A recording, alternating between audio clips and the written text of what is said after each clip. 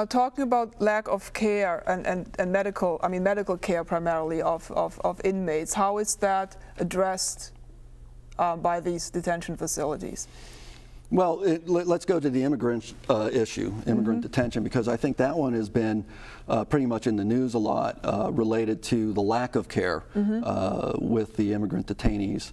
For example, particularly in the sense of covering up certain health issues as opposed to well, one of the problems is they try to minimize what's going on with the inmate. If they be complaining, they'll give them Tylenol or an aspirin. To the point that they ignore major medical issues. There's been a number of inmates that have died, I shouldn't call them inmates, detainees that have died in these federal detention facilities for lack of medical care. And it's a cost issue. And then what they did in Elizabeth, New Jersey, was they tried working with ICE even, the folks in the government who are supposed to oversee this. That's Immigration and Customs Enforcement. Right, right. Was to actually try to ship the inmate out, have them, they were actually talking about deporting him so that he would no longer be the problem of this agency or this company and just send them back to the country he was from. But he died before they got to do that. Now, can we say something about the fact that many of, like in terms of a revolving door and employees who are working initially for these companies and then working somewhere else where they are but not supposed to because there's a conflict of interest? Well, you've encountered a lot of those. Right, right. There's a lot of revolving door between the criminal justice agencies and the for-profit private prison industry, both going from the public to the private and the private going to the public. I already talked about the former secretary for the Kentucky Department of Corrections who used to work for Corrections Corporation of America. You have a lot of people going from the federal to the private. One big example, a former corporate executive for Corrections Corporation of America is a guy by the name of J. Michael Quinlan. Well, J. Michael Quinlan used to be the director for the Federal Bureau of Prisons. So you had the guy who was the head guy for the federal government for the prisons going to work for the private corporations. Well, what do you think he's doing for them now? He's lobbying over in D.C. for inmates, for the company. He has a lot of influence, a lot of connections. So. Now, how does this whole very shadowy and somewhat, illegal overall system affect the economy overall? Well, there's a lot of cost shifting, okay?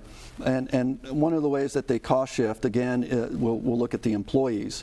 In a public facility, and I'll use Florida also as an example, they get benefits. They get health, they get retirement, which almost is 30% of payroll.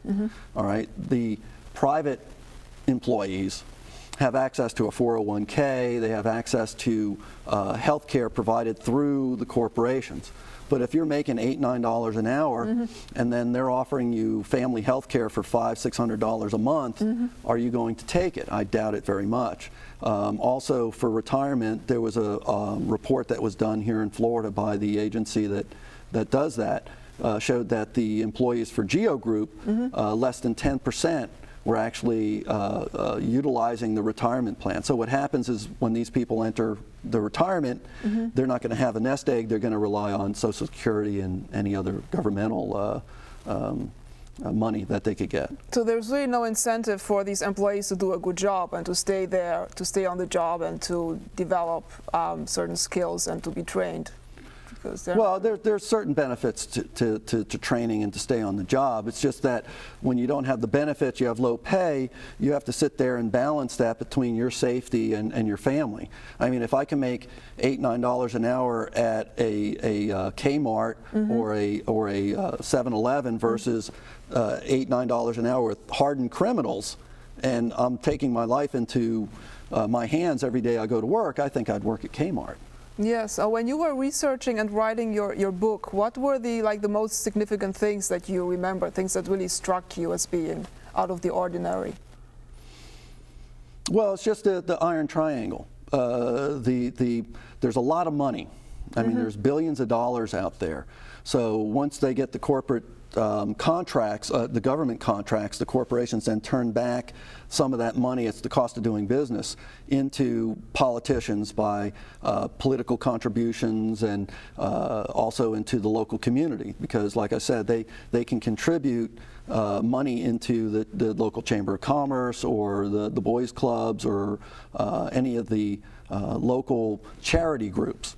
So they build up goodwill within the community. So it's kind of hard once they're in there to extricate them from it, regardless of what's going on in the facility. So if your mayor is working for the company, okay, they have a vested interest in making sure that that company is doing okay, because a lot of times also the 401k will offer stock in the industry.